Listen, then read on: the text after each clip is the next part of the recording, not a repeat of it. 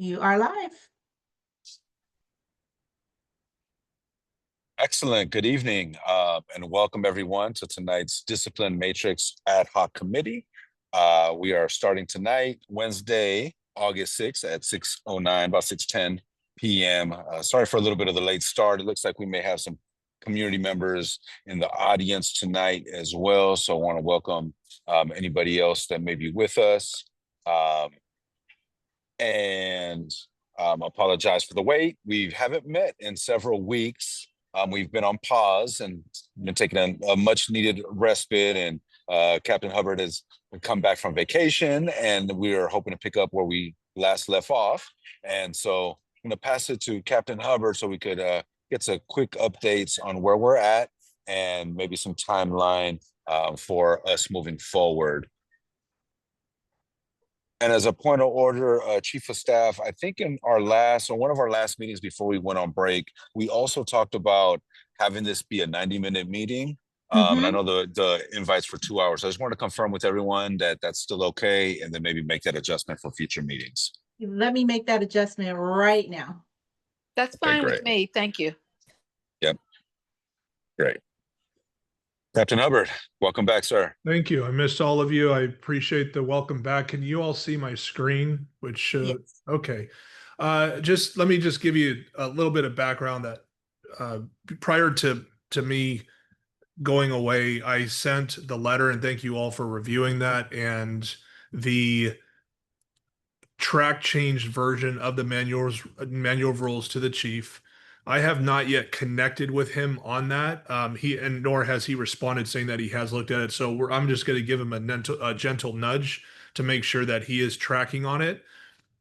So that is in his queue. And then we agreed that when we come back, which is now, we would go into the discipline matrix, which I actually think is a heavier lift than what we did before, if you can believe that, just because coming up with definitions and working through that through Wordsmith, I think we all did a great job with that. This is a little bit more difficult because now we're trying to determine the discipline range.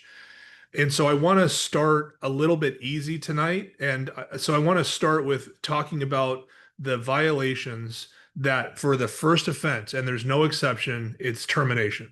And I think that's the easiest ones to talk about. I have a 4-point plan of how we can look at it. And then the bigger lift, of course, is going to be the other manual of rules where the range is pretty broad, where we're going to have to try to either keep it as is or make some changes. Kathy, I see your hand. Yes, when you say discipline range, you mean like maybe discipline that would be for a year or 2 years or 3 years? Just a point of clarification, please. Yeah, sure. If you can see my screen here, just as an example, if the manual of rules section is 234, which is commanding officers, authority and responsibilities, there's 3 different offenses here. If it's the commander's first offense, the range we're looking at is a 5-day suspension to termination. If it's a second offense, we're looking at a 30-day suspension to termination. And if it's the third offense, then it's termination. Okay. This one might be kind of easy because the range is pretty narrow here. Where we have some problems, if I may scroll down to this right here, let's say obstructing the internal affairs process. The first one is counseling and training all the way to termination. And I know that creates difficulties with internally, but also with the CPRA and commission discipline, because we have such a broad range and we're looking at mitigating, aggravating factors. So I think one of the goals was to look at these and try to narrow it down to something that we can actually sink our teeth into. So what I wanted to start with today are the easy ones. As you see here, performance of duty, planting of evidence. The first offense is termination. And if we can agree on those similar to this one, etc., I think we can just put those to the side and say, we're not going to change these, or maybe we will. We put those aside, but just, we can start picking away at them accordingly. Before I do that, if I may bring up one thing, and I'm grateful that we're doing this project and it is ongoing, because there are issues that come up in my shop that I'm like, oh, I've never seen or heard of this before. So Without going into too much detail, because it is an open investigation, we have allegations of members using city property for personal use. And I'll give you an example. Let's say that, the department gives me a laptop computer to do work on, and let's say that I use that in my personal life to do stock trading. Okay. It's a city of Oakland property that I use for personal use. Okay. Yeah, I might use it also for work, but clearly using it for personal use. We don't have a manual of rules section on that. Surprisingly, I was a little bit surprised when that came across my desk. So I was hoping to put all this behind us, but I have one extra MOR that I hope that you would entertain tonight, and that we can kind of wordsmith and maybe lock in. And then we can add it to the list that the chief would review. He does know that I am doing this because I shared this with him, and he agrees that there should be a manual of rules section. But it's in the 342 section. It's called personal use of city property. And it reads, members and employees shall not use any city or department property, equipment, facilities, resources, or services for personal benefit, private gain, or any purpose unrelated to authorized city business or official duties. City property includes, but is not limited to, vehicles, vessels, and aircraft, communications devices and equipment, facilities and office space, technology, resources, and databases, tools, equipment, and supplies, fuel, utilities, and other consumables. Members and employees shall not permit family members, friends, or other unauthorized persons to use city property for personal business, recreation, or convenience, convert city property or resources to personal use city property in any manner that conflicts with department policy or applicable law. Authorization for use. Any use of city property beyond normal duty requirements shall require prior written authorization from a commanding officer. Such authorization shall specify the purpose, duration, and conditions of use. Personnel authorized to use department property for extended purpose, for example, take-home vehicles, shall comply with all applicable special orders and department policies governing such use. And then incidental use, minimal incidental personal use of certain city resources, for example, brief emergency personal phone calls, may be permitted only when such use does not interfere with department operations, incur additional costs to the city, or violate any law or policy. There's a lot going on there.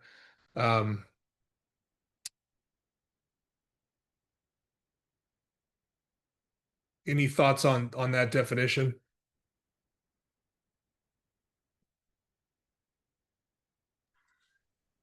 So, Captain, in regards to authorization for use, how does a commanding officer get authorization, or where are the checks and balances for commanding officers in this process? Yeah, I mean, I guess I can just say one's chain of command.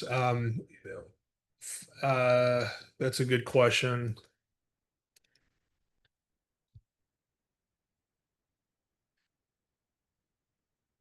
I mean, example of this is, let's say, and we get these requests sometimes, an officer has his or her child in school, elementary school, and they want to see a police car.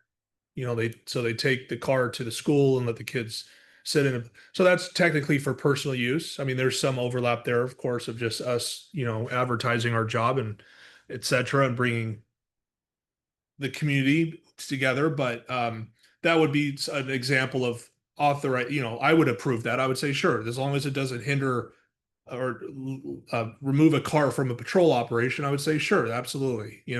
So that's an example, and that would just be one's chain of command. Yeah. Media commander.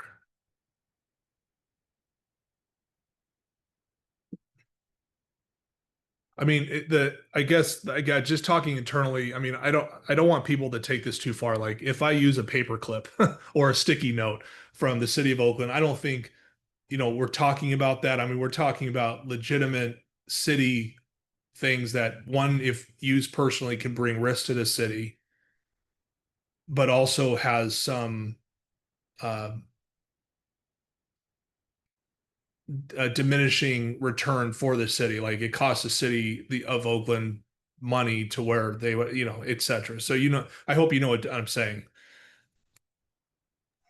Yeah, no, absolutely. And there's been some pretty publicized incidents of property or misuse of stuff. And so we want to make sure that, that we're very specific around some of this stuff. So yeah, I appreciate it. And looking at it, I'm just kind of giving it another quick read real quick.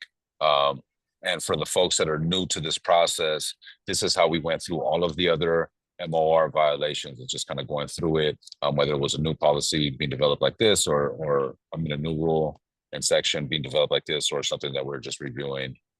So if there is any questions and folks want to put things in the chat, or I see Deacon Lyles has joined us as well. Good evening, sir. It'd be good to look at this right now and provide some feedback.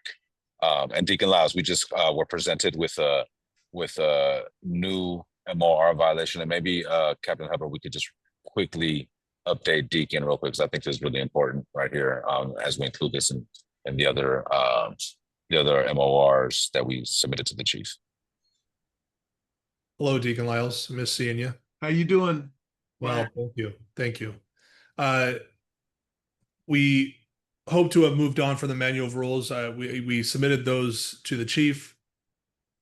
This came up while I was away, and I was hoping to create a new manual of rules section for the use of city property for personal use, and that's what this draft definition is, so I can add it to our draft manual of rules.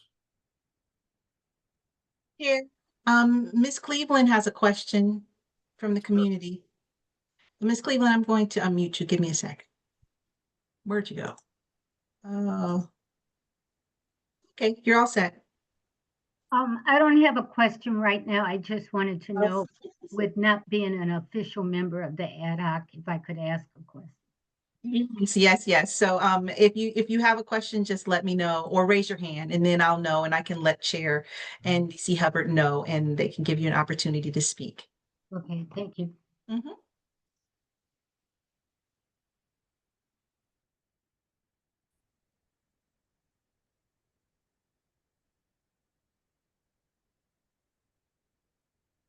Just let me know if you need me to scroll down, take a look at this definition and even more.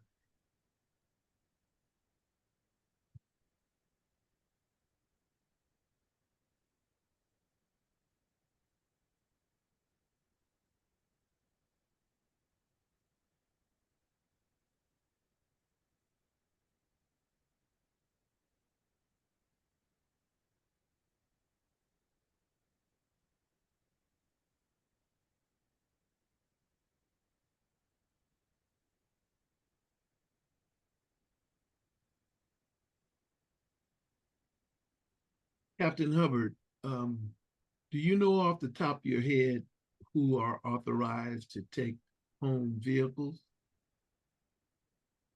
Yeah, so captains and above, Okay, and members who are on some type of call out rotation. So if you work in our investigations division and you're on call for yeah. they are authorized. And then our tactical team leaders, some sergeants and some commanders, are also authorized. So emergency responding guy. That's yeah. Okay. And the second question, you don't have a lot of abuse of this, do you? No, I wouldn't call it abuse. I mean, we've had a couple of incidents. There's been a couple of incidents where people were taking home cars which were not authorized. They did it for what they thought were a legitimate reason, but they just weren't complying with policy. We have a separate policy on that. We just had it. There's been a couple stories I'm sure you've seen in the news about certain city vessels, if you will, allegedly being used for personal use. And that's where this issue came up. Okay. Okay, thank you.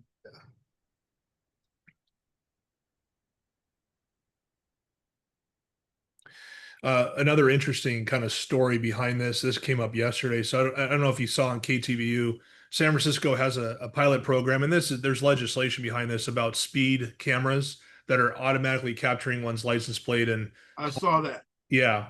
And so what's going on now is this pilot program, they're setting sending letters to their home, the registered owner's home, saying, hey, we caught you speeding going 40 miles per hour and there's 25. Right. Right. This is a warning, but you could get fined later. And they treat it as a civil issue. So we had an incident where we got a letter for a city vehicle that was going a certain speed over the limit, and we got a letter, the Oakland Police Department. So we have to address this also, like how we deal with, okay, yeah, you're authorized to take home a vehicle because of your job, but what do we do with those situations? And then, of course, looking at this manual of rules to make sure that they are using the vehicle that complies with their job. So Got it. is kind of in the same family of discussion.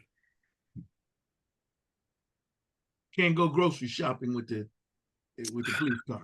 Well, I mean, so this is where we get, so if I'm like, let's say I have a take-home vehicle and I'm coming home from work, do I have to go home first, pick up my other vehicle, and then drive the store? Am I allowed to stop on the way home? You know, and so those kind of questions do come up. It's like, how much is personal use? There are people like me who are always on call. So if I go get a haircut, should I take a city vehicle just in case I get called out? I just leave right away, or do I drive a certain distance, then come home to pick up? So I've already, this whole past week, I've been arguing with people over these hypotheticals. Wow. Yeah. But we're talking about command people and emergency responders like TAC, like you said, TAC responders and et cetera, et cetera. While I don't want to see anybody doing this grocery shopping and taking their daughter to swimming lessons, Yeah, you know, and all that kind of stuff, I think we should err on the side of flexibility here. yeah, I don't think you ought to, if you're on your way home, have to stop and go home and then come back. That's ridiculous. right. I mean, the whole idea is for convenience. Yeah. Your response. And so you may have to respond while you're shopping. Right. So I wouldn't want you to, I wouldn't want to write into the policy where people can, you know, be real loose with it, but we ought to be flexible with this. Yeah. And we're talking about command level people, so they ought to understand. Yeah. And there's some privilege that goes along with command because there's responsibility goes with it. The problem I see with that is if there's a major accident in which a city-owned vehicle is involved, Yeah. now the taxpayers or our insurance company has to pony up the money and the officer doesn't have to. So that's, I'm always concerned about liability issues. Oh, I get that. And you're right on target with that. However, that's just the risk we take in the business world. In law enforcement, I think policies like this, I don't see a great harm in it, long as they're not at no, and we had some historical, real bad situations where OPD captain was caught at some brothel in San Francisco and all of that while on duty, and that was decades ago. But as long as we're not doing that kind of stuff, you're on your way home and you got to stop off at the pharmacy or whatever. Yeah, do that. And if there's an accident afterwards, somebody hits you or whatever, that's why we got liability. Things happen. Yeah, but then you have that officer who was involved in he had a city vehicle and he was involved in an accident at his condo in San Francisco and he did not report it. And neither did his girlfriend, who also was a police officer. Yeah. So, But that was grossly over the line. yeah. That wasn't the kind of stuff I'm talking about. Okay. I don't want to imply that in that particular case where that was a hit and run as far as I'm concerned. And and they, it's a whole lot of stuff in that one. That's not the one, that's not the norm.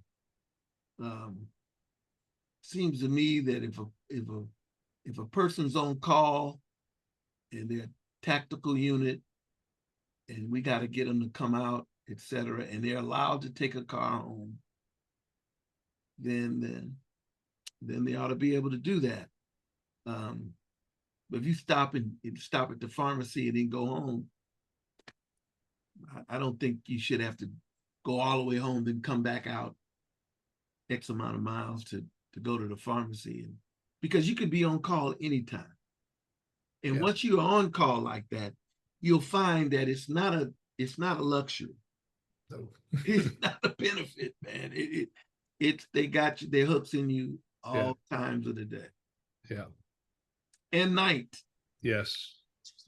How do we remedy the issue, however, around the proximity in which an officer lives to Oakland, right? If an officer lives 100 miles away from Oakland, is there a threshold in terms of like, well, at this point, you need to take your own car, and if you're on call, then it's taking you time to come, and you're gonna have to do that switch anyway.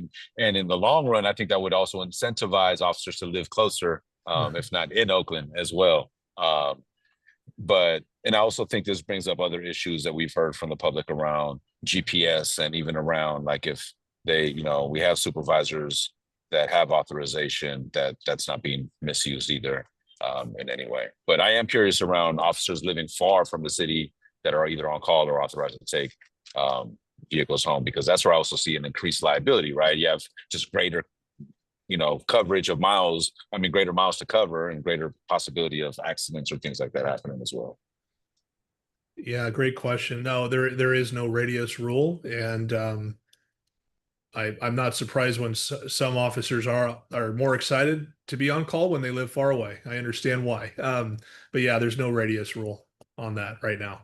And that was a Supreme Court settlement that happened during my tenure, because they used to have a 45-mile radius rule, and then it was challenged, and it went all the way to the, I think, the California Supreme Court, and it was shot down.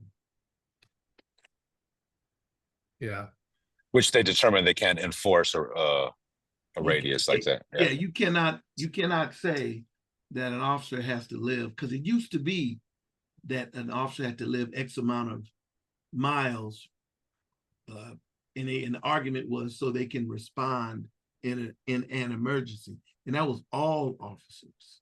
yeah. And the city of Novato has a large population of San Francisco police officers, because that was the last city in the radius. And, right. If you worked in San Francisco, and so, but that was shot down. Ms. Cleveland has a question, Chair.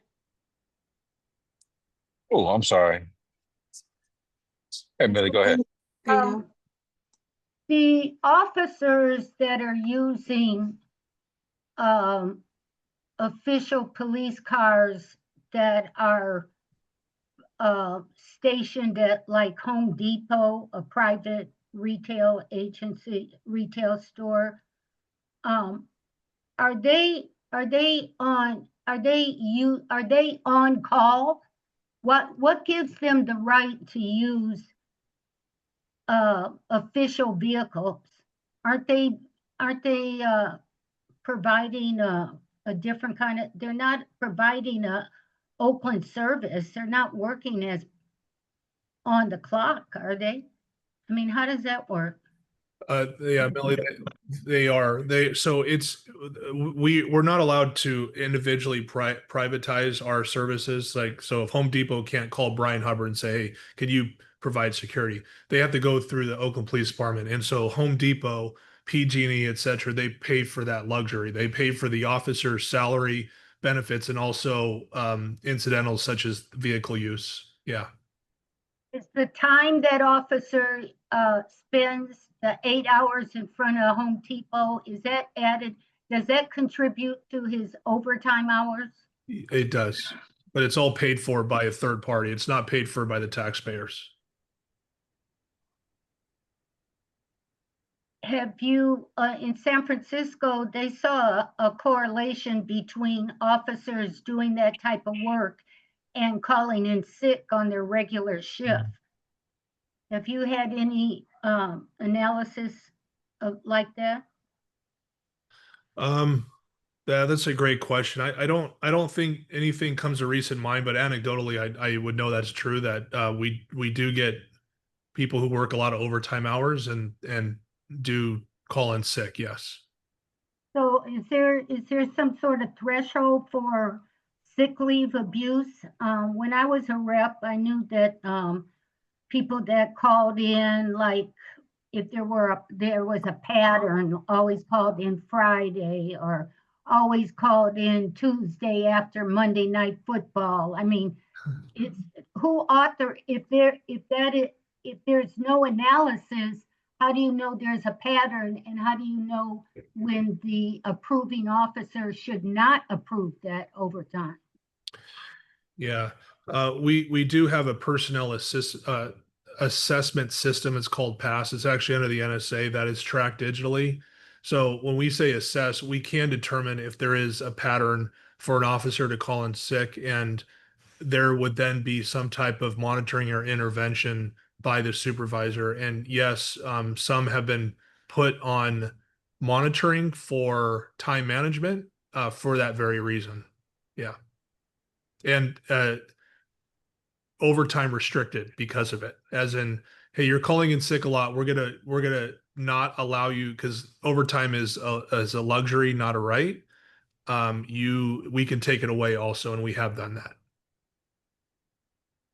I just don't understand why Home Depot can't afford to provide their own private security. Why are they using our vehicles? And then we have officers complaining about our vehicles are old and, need to be replaced. Yeah, that's a fair question. I do know that when you work at special events such as Home Depot, we usually give them the worst cars, because all that's required is for them to park a car there. It's not a lot of patrol. So we do use our older vehicles for those types of assignments. Okay. Why I think hiring someone with police power is a lot more impactful for where we can make arrests versus just theft prevention. But I think a lot of these stores, businesses do come to the realization that we are stretched thin. So even when they need officers, they don't always get them. So they do tap into the private sector. And DC Hubbard, I do appreciate this dialogue, and I'm wondering though, as it pertains to this policy right here, would that be factored into, because you said that folks sometimes use or take home if they have to do an additional shift, right? So I would just hate for it, just as it pertains to like this discussion right here, and tying it back to this policy, I would just hate and want to make sure that in authorizing the use of taking something home or for that next day, it's not because they have a Home Depot shift to cover the next day or something like that, right? So just wanted to tie that back to this right here, and wanted to see if there's any other comments and or suggestions folks have for the actual wording of this part right here, so that we could go ahead and move on. Yeah, just to be clear, this is not the policy. So this is just the manual rule section. I did tap into our policy and publications unit, because we do need to write an actual policy that will delve into those granular details about what would be authorized to take a vehicle home. Yeah. Or using city property for that matter. There's a comment by Brittany Dixon. You guys want to read it, or you want me to read it out loud? I'm reading it now. Okay. Yeah, no, Brittany's right. I mean, I agree with that insight. And yeah, I mean, I wouldn't say that we have too many officers living that far away, but you're absolutely right when they're on call. I will say though that when we're mainly dealing with someone on the officer level for a take-home vehicle, this is not a 24/7 365-day thing for them. They're on rotation. So if I work in investigations, I work with a pretty large team of people, and we're on usually 1 week rotational assignments. And so it's a few times, I mean, one time every 2 months. So maybe 6 times a year that I'm actually on call, if I'm doing the math right, where that would be impactful. But you're right. It is liability also, but it does put a lot of wear and tear on vehicles. You're absolutely right.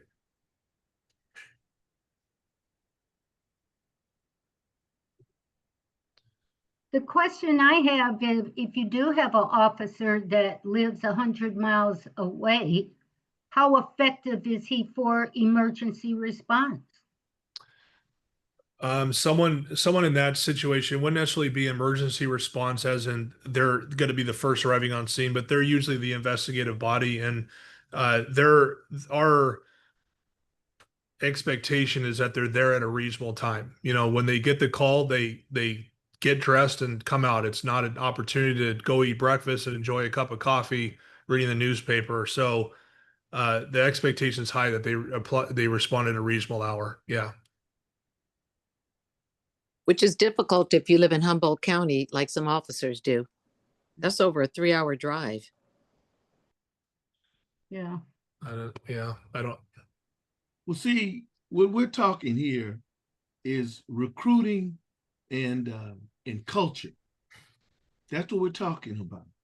The culture of Oakland Police Department ought to see that the people raised in Oakland are worthy to be Oakland police officers.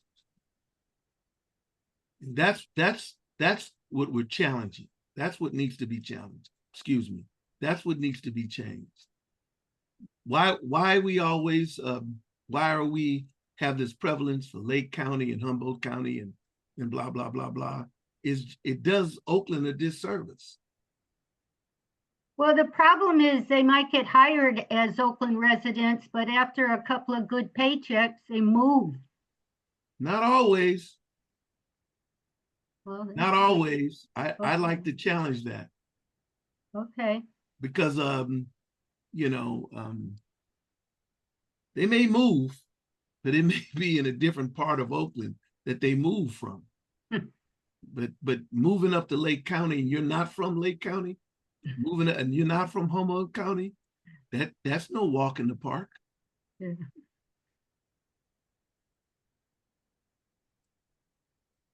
So I'm just saying, it's a cultural dynamic. It's been going on for 60 years. Yeah. I met with the mayor today about something else, and she did say has some big initiatives coming up about hiring more people from Oakland. She has a lot of great ideas. Yeah. Here's a narrative that needs to be dispelled, and it's absolutely ridiculous. Oh, people of color don't want to be Oakland police officers. What? Man, if you live in struggling in a community in Oakland, you get an opportunity to make $180,000 a year, marry your sweetheart, raise a family. Yeah, come on. Yeah. If you live in Oakland or parts of Oakland, you're not afraid of the risk of living or walking around in Oakland. And that has to be addressed, and it has to be spoken of just like I'm speaking about it, quite frankly, and direct. You're right. And in fact, I think they would be more effective as police officers if they're from Oakland, because they know the community in which they're serving. Now, that comes from a woman who's from North Oakland. I'm from North, East, and West. Yeah, and I'm from North and East Oakland. Right. And I lived in Oakland and loved every minute of it. Mm-hmm. Knowing the difference between Mosswood and Bushrod Park and Arroyo VL, that doesn't intimidate you. Not at all. So it has to find its way down in the culture of the department and say we're going to make a shift, and it has to deal with the recruiting and then the training and the FTO officers and all of that. It's a cultural shift that has to be done. And I'm not putting anybody down or raising anybody up. I'm just saying that I agree with Millie that the people that you hire locally better serve the people who live here for a myriad of reasons. And I was wondering, Kathy, that was Kathy that had the report for Oakland residents. I agree, but that was Kathy. I was wondering, Sorry. is there a way that maybe we could bifurcate the issue of using a vehicle? For example, Reggie, like you said, if somebody is doing an investigation for an incident that has already occurred, and you need them to come back to work as soon as possible. But if there is an emergency, I'm just thinking of like when I represented the Port of Oakland, there were certain people who worked at the airport who were allowed to take cars home, but they had to live within a certain radius because we were talking about emergencies, like if an airplane crashed. You know, they needed to be able to get back to the airport within a certain time period. So I'm wondering, there might be something you guys want to explore for, certain people who need that car for certain items versus needing it for a different type of response. You're making sense, and that's logical. But if my memory serves me, I believe this was a court case, and it was settled in court. There are no, you can't do that around policemen and firemen, and it went all the way to the Supreme Court and lost, and it was decided that those areas, distance from where you can reside before you can work, been shot down as discriminatory. Well, wasn't that case really whether a city could require an officer to live within the city? Wasn't that really that the was case? part of it. That was part of it, Millie, and you're right, correct. That was part of it. But it also have other ramifications. For example, if you are considered an emergency responder and you take a car home, and then that may aid you in your promotional activity in your career. So denying somebody access to that could be argued as discriminatory.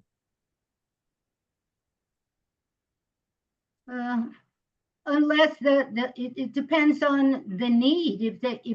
If you need the officer to get back as soon as possible, like he needs to be able to respond within an hour, then he can only live an hour away. That's been defeated by the courts. Oh, okay.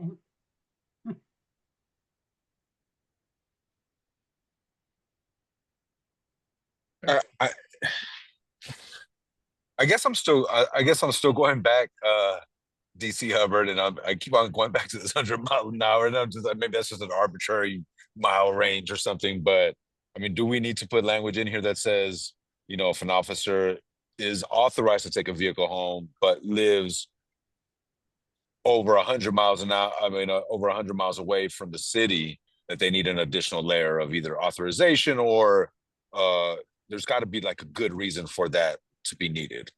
Or I don't know, or maybe that's just overkill. Yeah, I think that's fair to bring it up, and I hope to put that in the policy, not necessarily the manual of rules definition. Got it. Yeah. Okay. Great. Sure. Okay. Thank you for your thoughts on that. All right. So if we can get now into the manual of rules matrix. Before we jump into this, I kind of have a 4-point plan, and this is just a suggestion. When we're looking at these, when we're looking at the ranges, the first thing I think we look at is the validity of the severity. So confirming whether these truly warrant immediate termination. So I'm sorry, just to back up, these are only termination manual of rules violations, only termination. So there's no matrix, there's no options for anything else. It's just straight termination. So the question to ask ourselves is, are these truly, do they truly warrant immediate termination? Check for consistency, ensuring that similar violations have similar penalties. Review legal requirements. Some may be mandated by laws, such as Brady violations for truthfulness. And then consider any narrow exceptions, document there ever could be mitigating circumstances. And we can just play that. We're pretty good at doing that already, playing the hypothetical game. I think that's healthy for this. So again, these are what I hope to start with tonight. They're 12 only. So the first one is performance of duty, intentional search, seizure, and arrest. This is where one intentionally searches, seizes some type of Fourth Amendment violation, if you will. The key word there is intentional. I know we talked about the class 2 violation for that being more unintentional, it's just a mistake. But for the straight Fourth Amendment violation, intentional, the first option, or the only option, excuse me, is termination.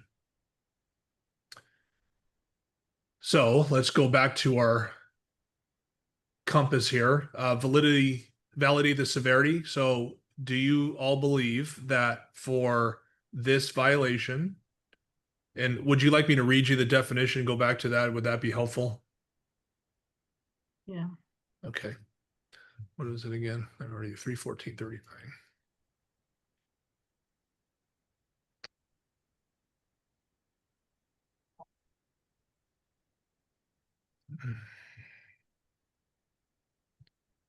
So I'll do it the long way here.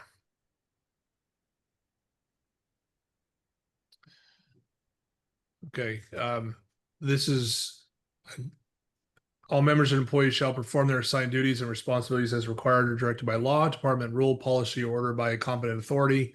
Each member employee is accountable for their exercise of delegated authority and shall not conceal, divert, or mitigate their true culpability. Violations of performance of duty include but are not limited to the following. And what we're looking at is this one right here. Okay, so if the investigation concludes that the officer intentionally searched, seized, or arrested someone, then the automatic is termination. So I assume all of this is without cause, right? Maybe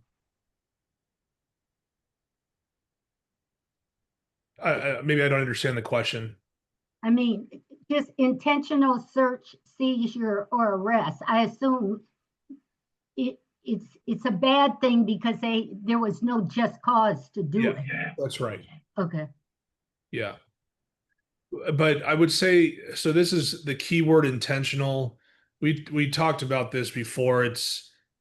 Let's say that the court of law dismisses the case because I lack probable cause. Does that mean that I intentionally violated their Fourth Amendment right? Or was it a mistake of facts, or my intent was constitutional, but I just came up short? And we see this a lot, in younger officers. They detain someone where it's like, your reasonable suspicion was weak. Or they arrested someone, it's like, your probable cause was weak. You should have done X, Y, and Z. For the intentional act, it's more of like some nefarious reason. I arrested you because I just don't like you, or you disrespected me, so I'm just going to arrest you for no reason. That is an intentional, nefarious act. Would racial profiling be a part of that? I think so. I think that's closely associated with it. If someone say, I don't like you because of your race, then that would be an intentional, unlawful arrest. Yeah, that reminds me of the Oakland Riders case where there was intentional arresting of a number of Black men for no other reason other than they were Black. Walking home at night. Yep. So I would certainly say that that would be a fireable offense.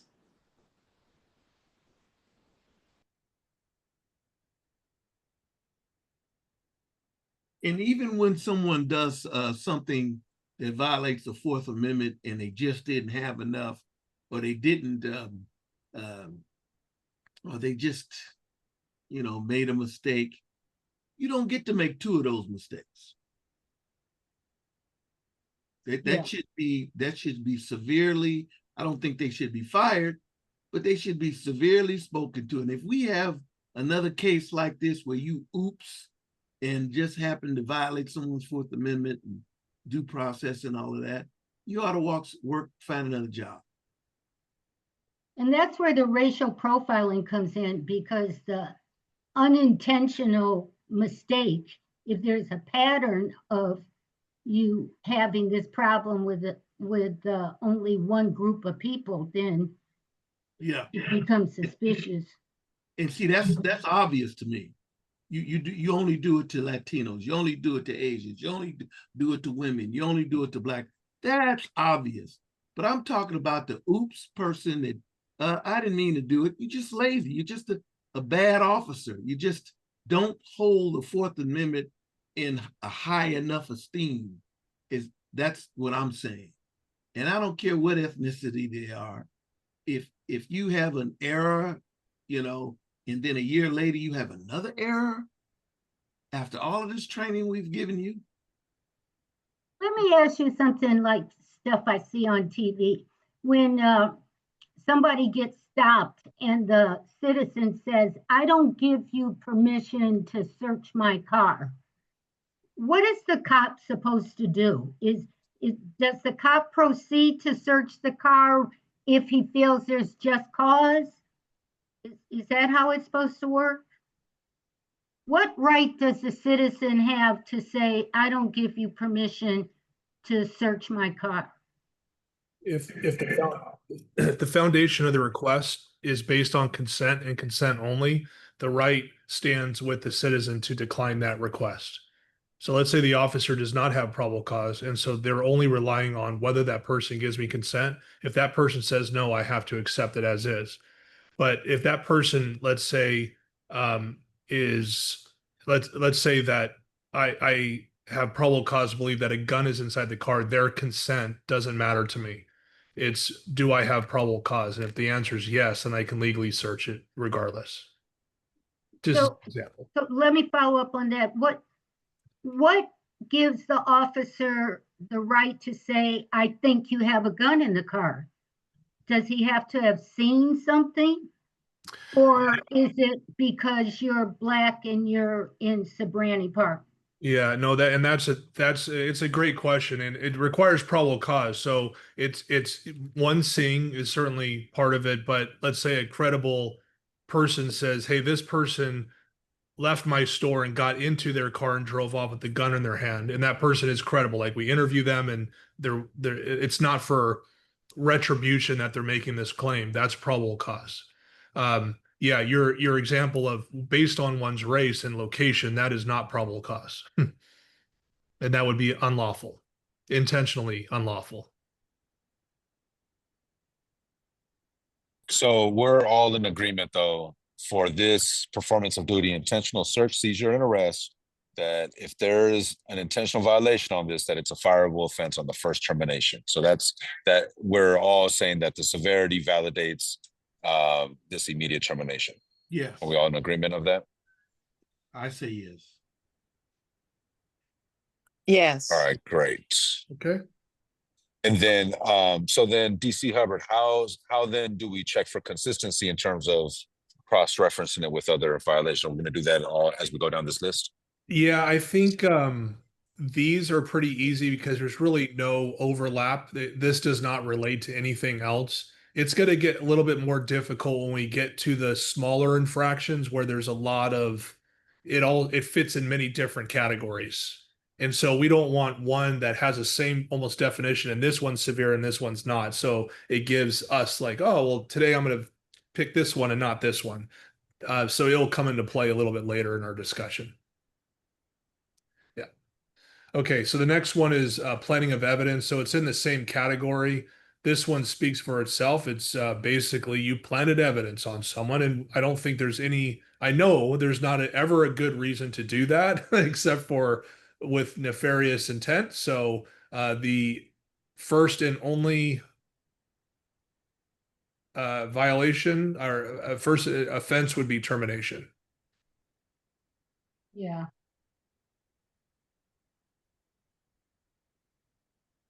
I certainly agree with termination for planting evidence. Again, that brings to mind the Oakland Riders case where officers were planting evidence on black men.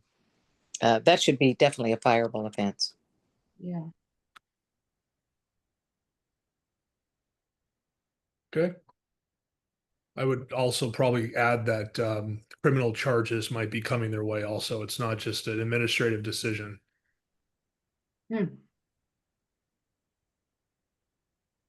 Okay, next one is 37010. Let me look up that. It's been a while since I looked at these. Identification of undercover officer members and employees shall not intentionally reveal the identity of an undercover officer. Okay, I've never seen this before, actually violated, but obviously there's significant safety considerations with this. That would be a terminating offense. Now, I will say this. We have a policy, and we had an unfortunate situation that happened many years ago where an officer killed another undercover officer, okay, because they did not know that the person was undercover. They didn't know that that was a police officer. Okay. So we have a policy now that says if you work undercover, you need to publish via email to everyone basically a picture of what you're wearing so people can familiarize themselves, like the officers can know who this person is, okay, for safety reasons. Every time they go out, they have to email that out? Yes. Oh, wow. When there's an operation, there is. And we don't have a lot of undercover operations as much as when I first started, but we do them occasionally for specific operations, but they're very much controlled and they're very dangerous, and that's one of the reasons why it's changed over the years. Obviously there's evil intent here. It's like I know you're working undercover. I'm going to publish this for bad reasons. But what happens, especially in this digital age, where I accidentally email out or tweet out or send a text out of this officer and it was 100% a mistake? Did I violate this section? And that's just one consideration, the hypothetical of what if you will, for this. It seems so hard to determine the nefarious nature of that intent and whether it was a mistake or not. I mean, I guess the follow-up actions, like, did they immediately report it? Did they rectify it immediately, right? Like, that would determine, I think, more so what actions followed. And also, you said that they would email a description of what the undercover officer is wearing. Does that include a picture of the officer as well? It does, yeah. Okay. We want people to know who that person is and what they're wearing, yes. And that means everybody in uniform that day. Or just the people on the operating That's force. right. No, the people working undercover and the publish. Well, this is the problem: is the emails kind of they're blasted out. They're not only sent to the people working that day, and that would be a better option because it's much more controlled. But it's a much more time-consuming method. So even if I'm not working, I would assumably see the picture of. So it's not just the people who are on the undercover team. It's everybody from dog handlers to Yes. traffic people. Yes. Don't you think that's overkill? I mean, it is, but it is, and it's insofar as there's a lot of people working in different things, and it just can happen that fast. Where let's say that there's a guy on international waving a gun, and I didn't get the email, and sure enough, it's another officer. Again, just a hypothetical, and so that's why it's safer to kind of broadly like, okay, everyone should have this versus some, because we're worried about those who didn't see the email or didn't get it.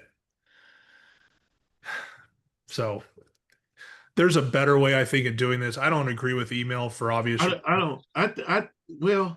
like Polaroids better. Like, pass around the Polaroid, and then I'm going to take it back and I'm going to shred it. It's like, anybody who's working, here you go. Here's the picture. But so is every officer at the beginning of before the beginning of their shift or at the beginning of their shift, do they all meet? they do. And so that would seem like the ideal time to circulate that picture of all officers that are reporting in for duty that day. Yeah. Yeah. Agreed. And that's not standard practice at lineups when you guys are doing shift change? It's hit and miss, and that's I'm trying to develop that's another project I'm working on, a consistency plan for this, keeping safety in mind. So anyway, that's a different project I'm working on, and we're going to get that squared away. But for the purpose of this section and just the idea, I'm thinking of like the accidentals that, you know, they didn't intend to uncover the identity, but happened. Again, Well, I've when experienced you this. send out a blast to, I don't know, officers working that day in the building and going out on patrol, maybe 200 officers, right? I wish. Yeah. 150 officers. I wish. Yeah. Okay. So you send out emails to 150 officers. Many of them are not on the street, have nothing to do with this, will never see the guy, no, Yeah. don't work in that section of town, don't work against that crime. But now his identity is going out to everybody. That's right. And it's not, and then not only is it going out to everybody, the next day and the next day, he's still 901. Now everybody knows him as Yeah. being that kind of officer. That's right. I mean, this, you haven't thought this through. That seems sort of dangerous.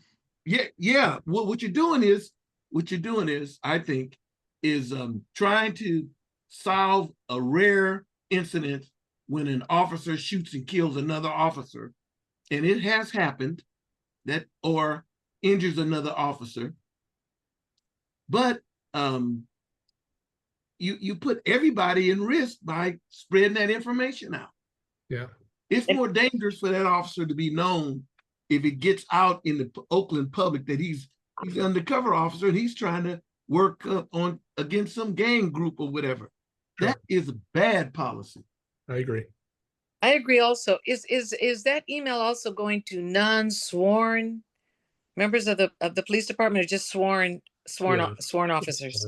It's sworn. Okay. It's somewhat controlled that way. And again, it's not as probably But who- bad as I make it sound, because this is not an everyday thing, but it's I'm just saying it's dangerous because it is electronic many times. And it can be shared. Sure. And every officer that's sworn to uphold the law doesn't always keep secrets.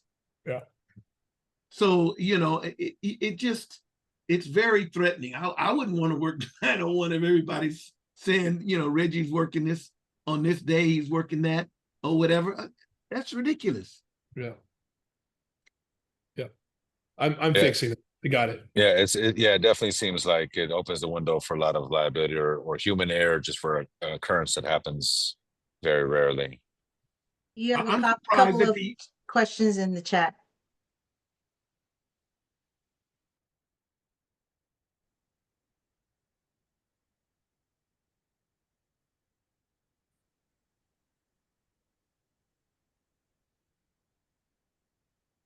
I'm sorry, I couldn't find my mute. I could read them out loud. So let's see. Ms. Dixon says, is there any policy about due diligence? How can you prove intent? That might have been for the last discussion we're having. On this question right here, this is regarding the MOR section. There's a need for termination only, offenses to be tracked in a way that can be verified whether it's being applied equitably across race, gender, rank, assignment, etc. Without transparency, a zero tolerance policy can still be misused. Yeah.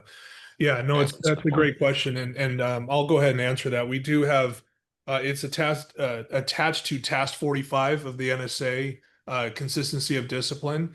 And we are currently out of compliance for that. We are partnering with Stanford. We had a meeting today about it to help us navigate through this, but we do track race, gender of those sustained for every offense, but also the investigator to ensure that their race and gender, to ensure that there's equity there. And that is being tracked. And we talk about in our risk management meetings monthly and also in quarterly reports to the IMT. So thank you for that. And yes, you're absolutely right.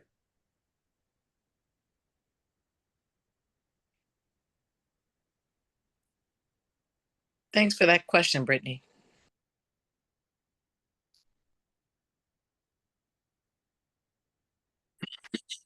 Yeah, Okay. thank you. And DC Hubbard, back to your original question though, in regards to if it was just a mistake that was not nefarious, I mean, is it a bad enough mistake though that it should still be a termination though? I mean, it seems like that's a pretty critical error, even if it was, just not in mild. Yeah, it can be, especially if there's gross negligence attached to it, and maybe looking at the outcome. I guess I'm trying to think of this somewhat pragmatically here. Is let's say this goes to the discipline committee, and we know that it was a mistake, but now you're kind of cornered into like, well, it only says termination, but can we mitigate it down? And I'm just doing this exercise just so we can think through this. Are we only speaking of intentional acts, or can we? How do you know it's a mistake? Well, the investigation would have to reveal that. So it would be a full investigation. And like the chair said, what if I accidentally forwarded it to the wrong group of people and I immediately reported it, or I did my due diligence to retract the message, recall the message. So that investigation will reveal the intent behind it. Again, I have never seen this before, and this is just me when I drift off to sleep at night thinking through these scenarios. I don't even know if I'll ever see this in the rest of my career, but We need to get rid of it. All it is a big open door that somebody can say, I didn't mean to do it.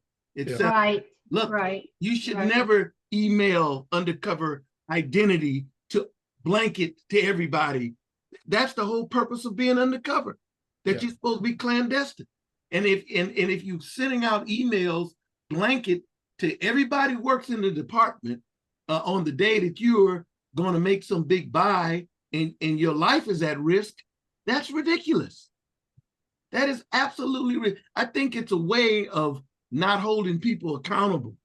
So no, I don't want everybody to know what I'm doing. And you don't help me if I'm working undercover by sending out emails to people I don't even know, and I don't know that the people I'm dealing with may know them. Maybe there's a code word that could be used, which changes from day to day or something. I'm just thinking off the top of my head. I don't know if that would even work. Look, how could you protect the undercover officer? The job itself has its own risk, and that's it. You can't mitigate. You try to mitigate the risk, but you can't eliminate the risk. What DC Hubbard is speaking of happens, but it doesn't happen regularly. It doesn't even happen randomly. It happens once in a great while, and generally there's some other reasons why an undercover officer is being injured or something. Some other things are at play.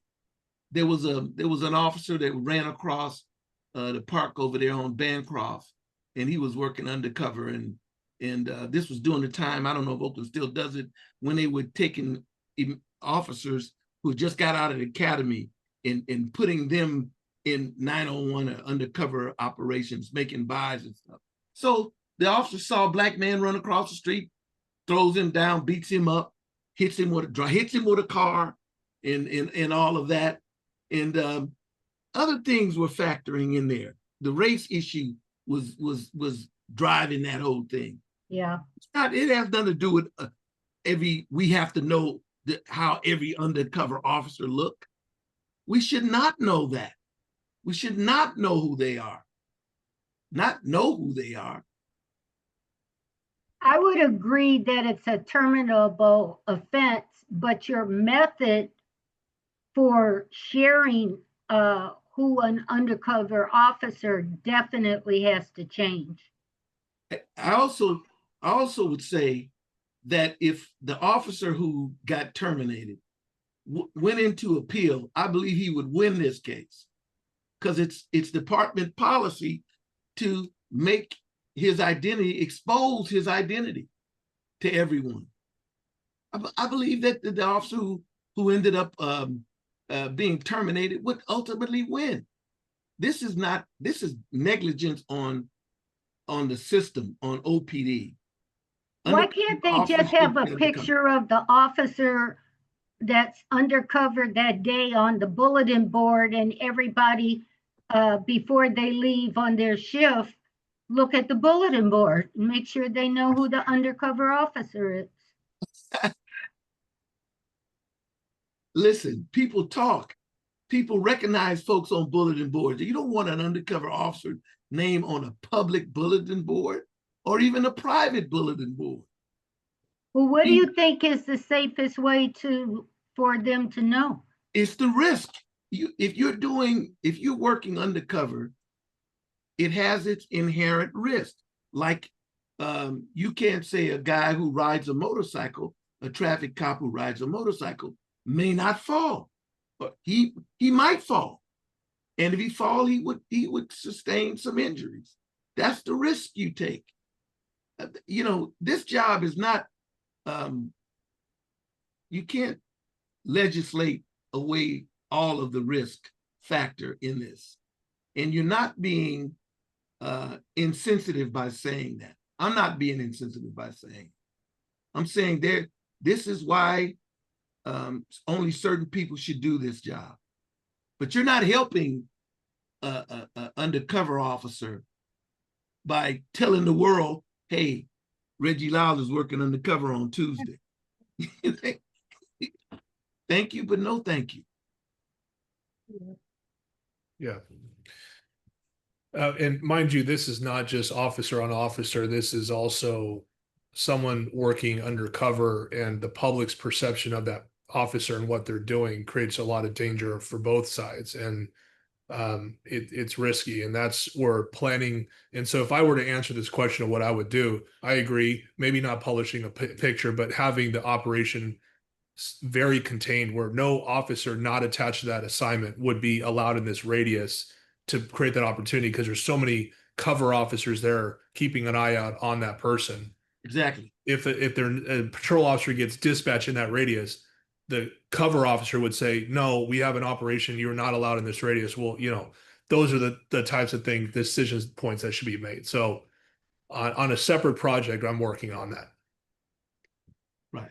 Yeah. And then let's say the officer lives in Oakland. You done blasted his picture all over the place. Now everybody in the neighborhood knows that, hey, he's the dope out, he's the dope cop. Yeah. No, that's not good. Okay, so we agree though, this section, termination, first offense. Yeah. I don't understand, what is the offense? An officer comes out and shoots somebody who's working undercover. No. He should have known that he was undercover, so he gets a pass on that. No, just the intentionally revealing. It's, you know, it's not the injury. It's revealing that they are an undercover officer. Like, I know you're working undercover. I'm putting your life at risk by publicizing it. Okay, but you guys are publishing it. This is almost laughable. You're publishing it, but you want to hold an individual officer accountable if he allegedly revealed the identity of the undercover officer. But you are publishing it. The system is publishing. That's incongruous. Yeah, I mean, we're publishing it internally. We're not publishing it externally. It's okay. What is internal, and how internal is internal? There's nothing internal. Everything you put on paper on a bulletin board is external. Get out. It challenges some of the other manual of rules section that we talked about disseminating criminal information. So there's someone out with a warrant and we publish that information internally. You know, it's. Listen, if you an officer and you inform some criminals, gang members, nefarious folk that Officer X is not a member of a bikers, not a Hell's Angel, he's actually a cop, that person ought to be fired and arrested. Yeah. Okay, that's number one. But if you have this policy where we're going to publish his name to everybody on a board internally, you just got this guy off in an appeal because you published his name. And you can't prove beyond a shadow of a doubt that that information that you put up on bulletin boards and blasted out to everybody was confidential. It's just the opposite. Yeah. Well, you might prove it's confidential. What you would have to prove is that you would have to show that that officer, you would have to be able to like trace back the email to that individual's officer's email account to show that, you know, that it came from him. Well, it's not a matter of sending an email to people. People talk. People pick up the phone. People go to burner phones and call folk. You know, once you publish the identity of someone in a blanket way, they're no longer undercover. No, Well, how would that's you- absolutely right. And I agree with what you're saying, Reggie. The only way that I could see that that information would be revealed is say that an officer revealed the identity of a undercover cop to a would-be criminal. And, or let's just say someone who's being brought up on charges, and that defendant, for lack of a better word right now, would say, look, I want to plead down to a lesser charge and I have some information that I could share with you. That's how I see that coming out. And so they would say, okay, well, officer so-and-so told me that so-and-so, officer so-and-so was an undercover cop.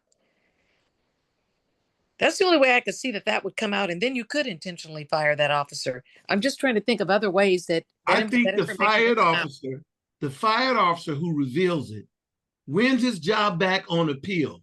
And I think when we write policy like this, what we're establishing is an inherent gap in holding people accountable. They win their job back because you're saying to the officer who's being charged with revealing the identity of an undercover officer, you allegedly revealed that information to X, Y, and Z. And he says, no, I didn't. But by the way, the department published it. So how you gonna say I did it? How you gonna say I did it?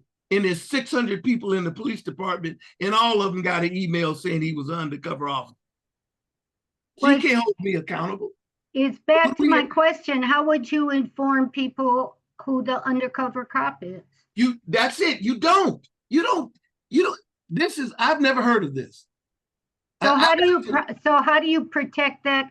How do you protect the undercover cop? The undercover officers are protected by their team. They got people watching them. They got people doing what they're doing, and they take that risk.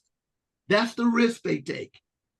They're good at that. Some of them want wires on, and they have, like you said, code words when you're supposed to come in a hurry, and et cetera. But some of them don't even want wires because people raise up their shirt and see they got a wire and they know they're undercover cop and then they're dead. So this is establishing policy in such a way that you really don't hold anybody accountable. And we have to be cognizant of that. This doesn't make the undercover officer life better. What it does, it means that if someone is being charged with revealing who is undercover, they ultimately never are held accountable. But you would agree an intentional identification of an undercover cop would be a terminable offense. Yes, and the way you hold that, but you don't publish his name. Yeah, the name's not published. Yeah. And then now we got some evidence that you revealed that, and he can't use that as a defense. So there's a couple of things. I think one, we all agree that if there's nefarious or malintent in outing an undercover officer, then that's definitely first time offense termination. Yeah. It also sounds like there may be a need for a class 2 consideration, DC Hubbard, if there is just a general mistake or a procedural issue. But then that also leads to Deacon Lyles' point that in order to avoid that altogether, we should look at this because it sounds like it may be bad policy that it provides a loophole that through the disciplinary process, that it'll provide enough of a loophole for an officer to not be disciplined because it was such bad policy. If they could say like, hey, it was you guys led me to this water and then I made a mistake, right? So I definitely think that there's those different levels that we need to look at aside from the malintent and the nefarious act, because that's, I think, just clear cut termination. But I think in these other cases, it sounds like there could be a class 2 consideration for it.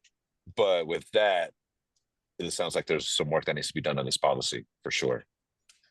Well, on internal to the police department, there needs some changes as far as, you know, how to protect undercover cops. Yes. Or, you know. Yeah. But as far as the rule goes, if somebody deliberately, but I agree with Reggie, it'd probably be hard to prove under the current circumstances.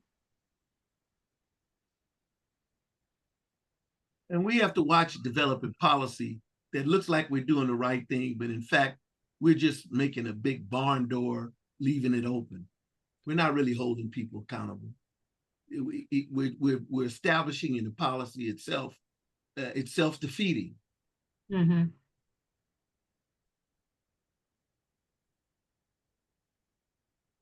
Do we want to think about other ways, maybe table this and think of other ways that we could address this issue? What do you think, Reggie? Well, I know law enforcement's been going on for centuries. And I've never heard of any department that publishes the names to everybody in the building that Officer Smith is working undercover. Well, that's what I'm saying. I've never heard of that in the history of law enforcement.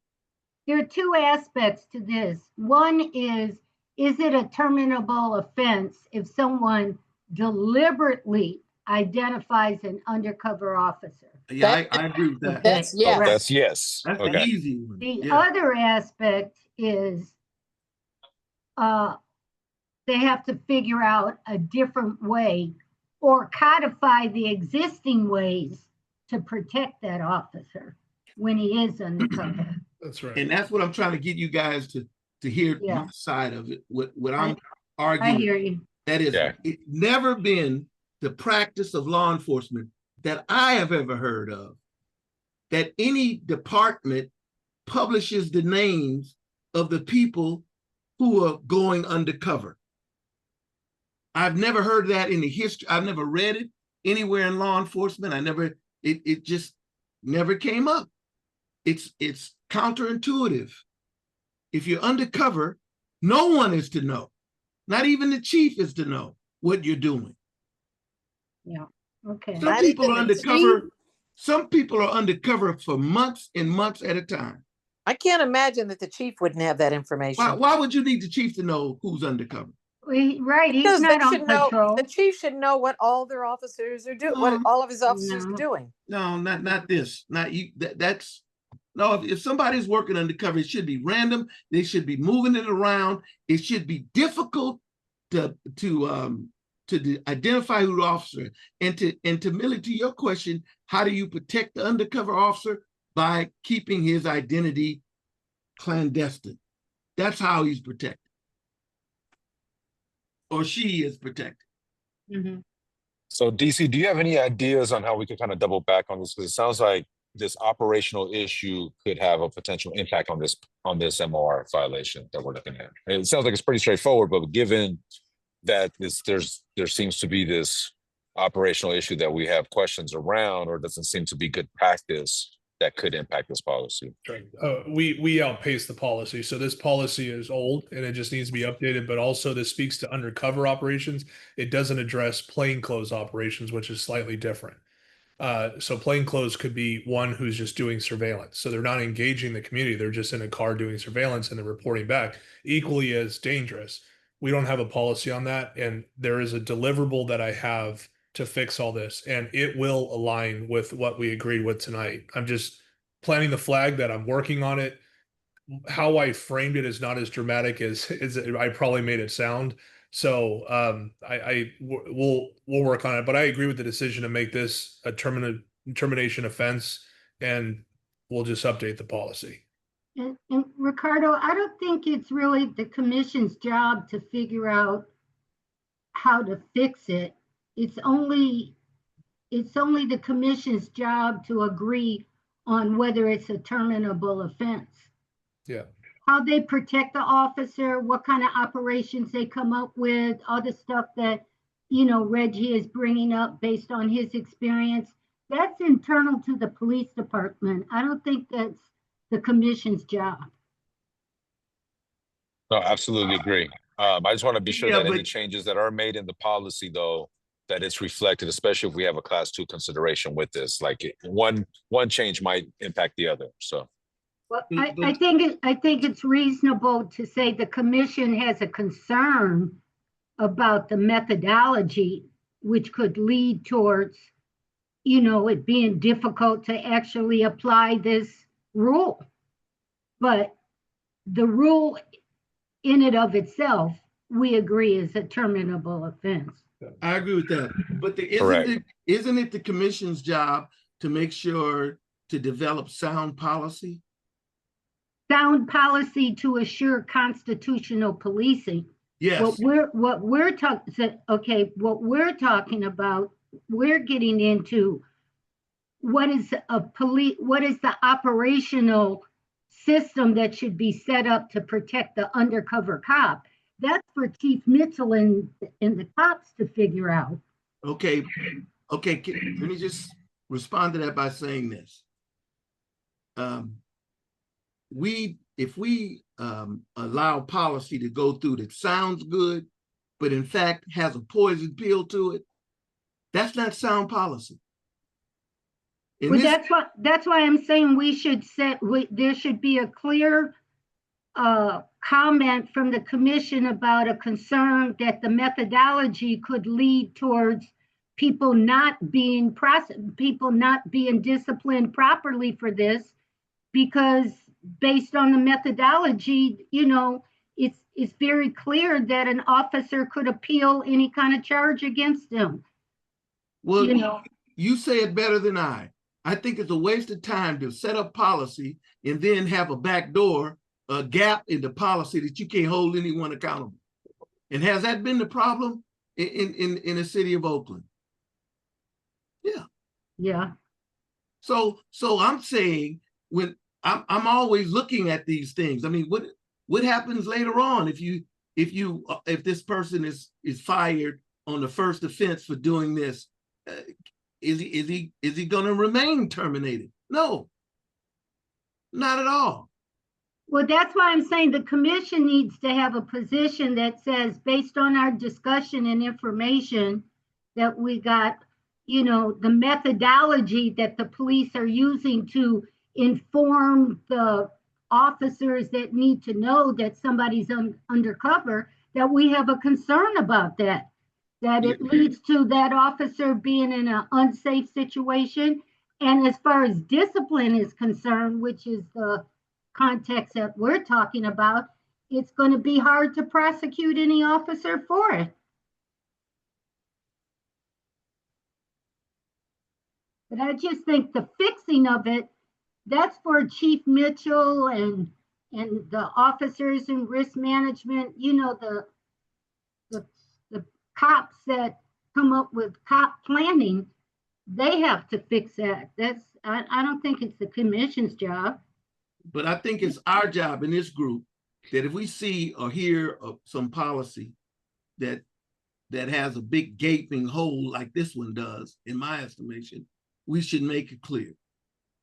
And we should recommend that this doesn't even make sense. And I'd like to know if there's any other agency in Oakland, not in Oakland, in California or the United States that does this. Yeah.